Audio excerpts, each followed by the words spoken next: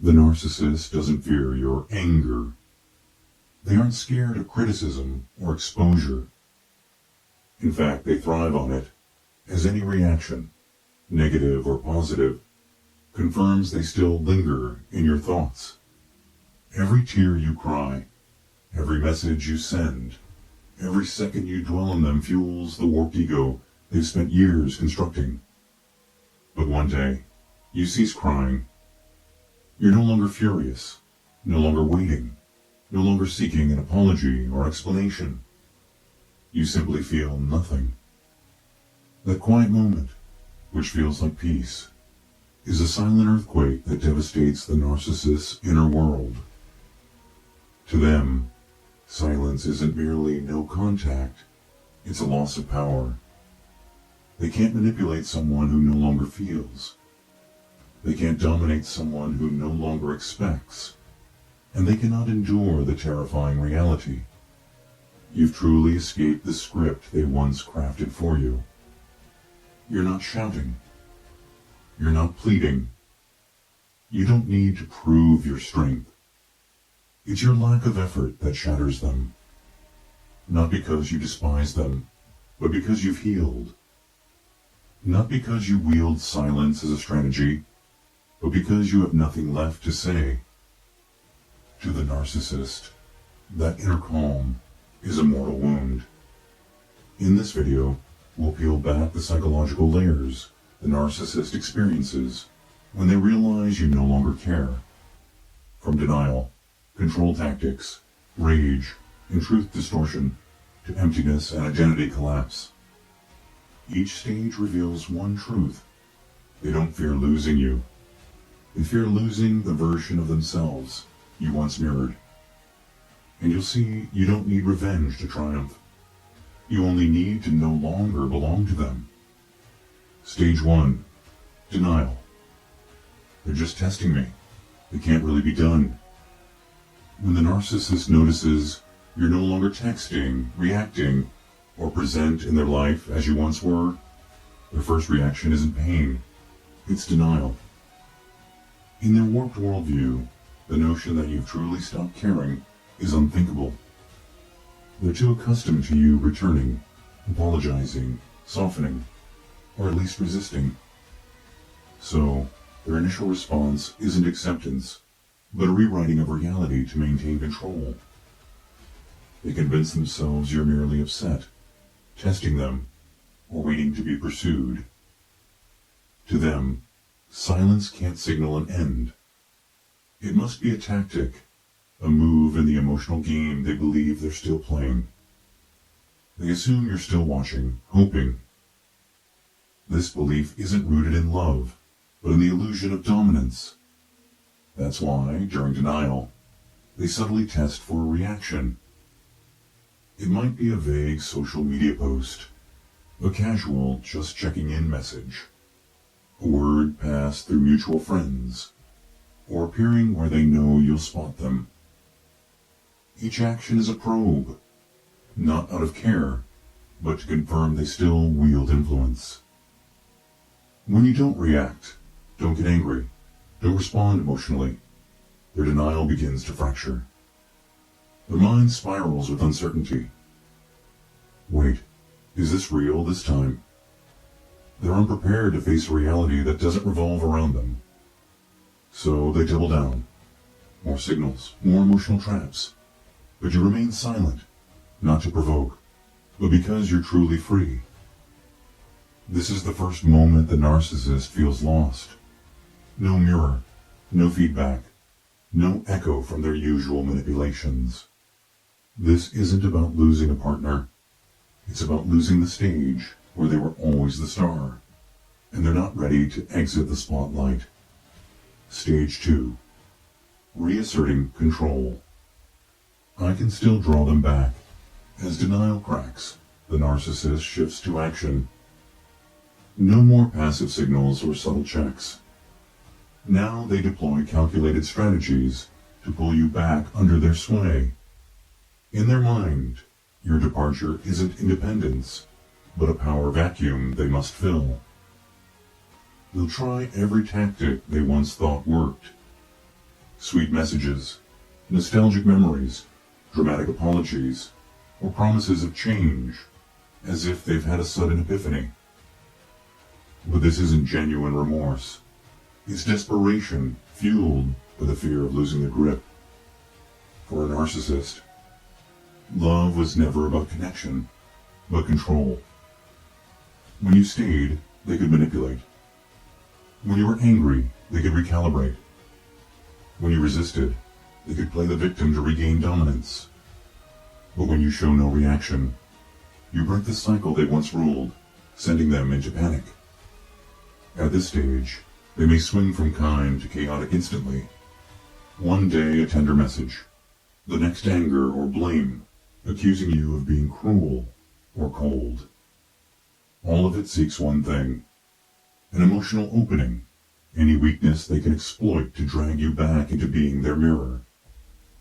They don't need you to return out of love. They just need a reaction, proof they still exist in your mind. Without it, their ego begins to crumble. The calmer you remain, the more chaotic they grow. The quieter you are, the louder their inner screams become. Though they may smile publicly, post happy photos, or flaunt a new person, it's a flimsy mask hiding the truth. They no longer control you. Deep down, they know the tricks that once worked are now powerless. They're flailing, tugging a rope you've already released, unprepared to face it. Because this time, you didn't just pause, you let go. That didn't just end a relationship. It stripped away the foundation the narcissist relied on to feel valuable. Stage 3. Rage. How dare they not need me? When every attempt to pull you back, regain control, or manipulate fails, the narcissist has nowhere left to hide. Their calm exterior cracks, and the rage beneath surfaces. This isn't the anger of heartbreak, but the fury of someone who believed they'd always hold power over you. Now forced to face a truth they can't accept. You no longer need them. In their mind, the question isn't, why did you leave?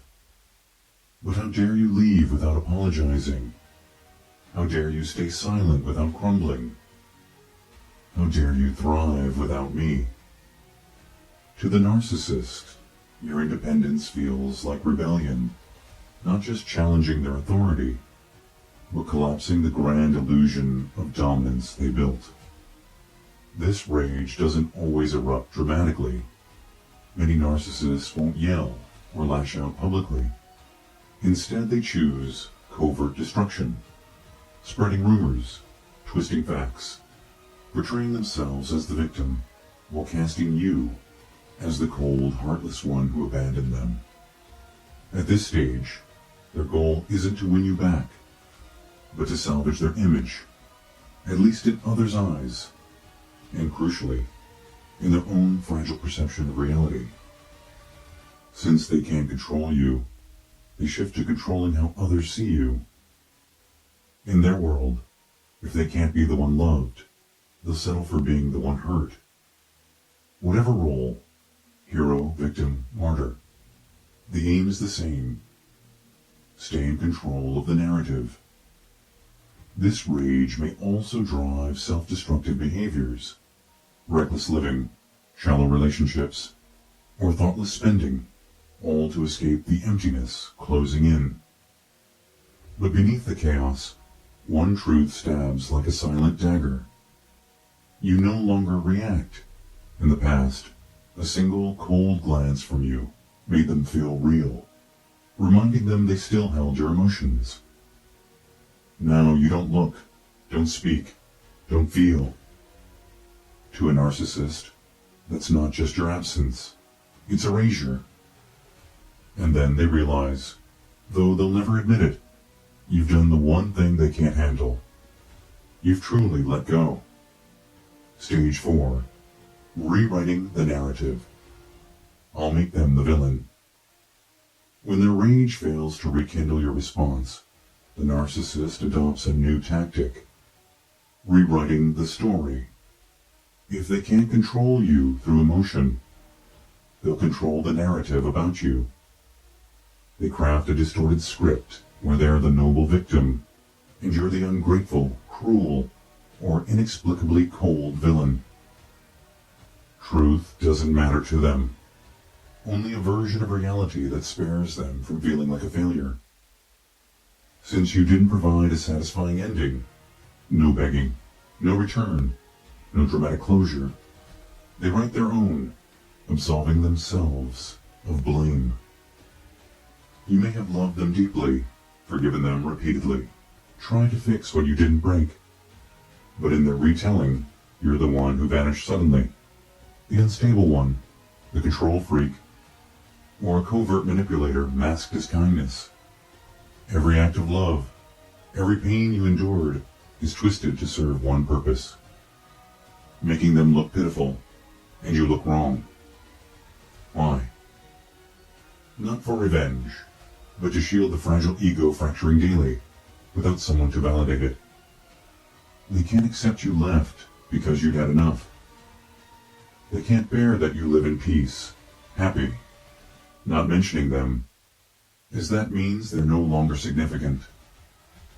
To a narcissist, insignificance is worse than hatred. They need a narrative to fill that void. Need others to view you with suspicion. Not because you matter to them, but because they can't tolerate being forgotten. But here's what they didn't anticipate. You don't respond. You don't defend yourself. Don't correct their story. Don't rush to clean up the mess they've made of your reputation. That silence wounds them deeper than any confrontation could. By not fighting to protect your image, you've stepped off their game board entirely. No matter how many versions they rewrite, they can't recreate the mirror that once reflected them so clearly, like you did. Stage 5. Emptiness. Without a reflection. Who am I? After exhausting denial, control tactics, rage, and narrative rewriting, the narcissist faces what they've spent their life avoiding. Emptiness.